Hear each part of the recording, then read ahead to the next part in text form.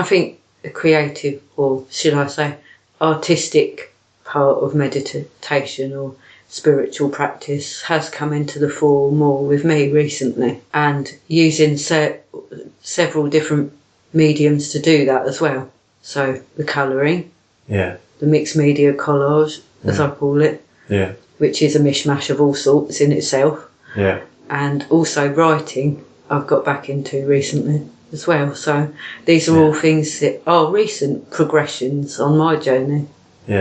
I'm not sure what made me do that in the first place, what the catalyst was, but I've found that I've learnt quite a few things again that I didn't know before by doing that. So, but all that art you're doing at the moment is for yourself, really, mainly. Yeah, it is a meditation. It's making me learn, but I think what started this conversation off tonight was the fact that I said, well, however egotistical it sounds, that we have a skill set now between the two of us that could potentially be useful to other people. So I mean, obviously, of course it's for me. It's my spiritual path. Yeah, but what I was trying to say... it can be for other people as well.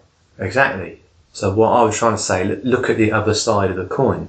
You make all this art, express yourself as an exploration of yourself. But let's not forget, the other side of the coin, like even before we started talking about this, I was saying, look at how Zen came in and merged with culture, Japanese culture, with tea ceremony, with kendo, with archery, with flower arranging, with, I don't know. Origami. Oh, tea making. Did I say tea making? Yeah. Anyway, the point is, it merged with the culture. And what I mean by that is for me, art is both self-expression, but it can also be pushed off into the culture, and the culture can develop too, not just you.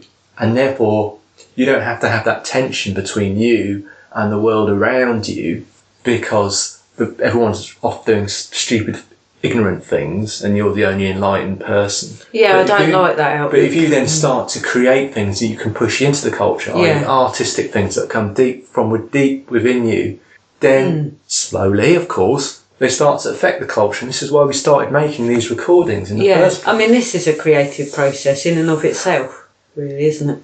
And us going and, in quote, teaching, because you don't really teach meditation. No, exactly.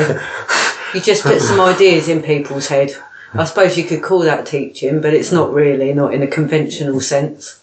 It's just about being open about what you think. Promoting openness with regards to any kind of spiritual practice, I suppose. Yeah. So us promoting meditation would be something else we're putting into the culture, which can help transform, and make a better future for everyone.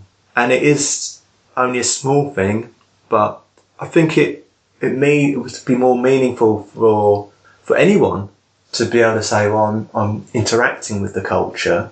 I'm not just feeling like at odds with it all the time. And you're going to feel a sense of more of a sense of integratedness, because you can't get away from culture, and we're humans and we're social animals, and that's just the way we are. We're not lone wolves, because you wouldn't survive. We are not with our skill sets. We just wouldn't survive. Like, to make babies, at least need two of you at least. And then, like, to protect them, probably going to need a bigger group. So tough.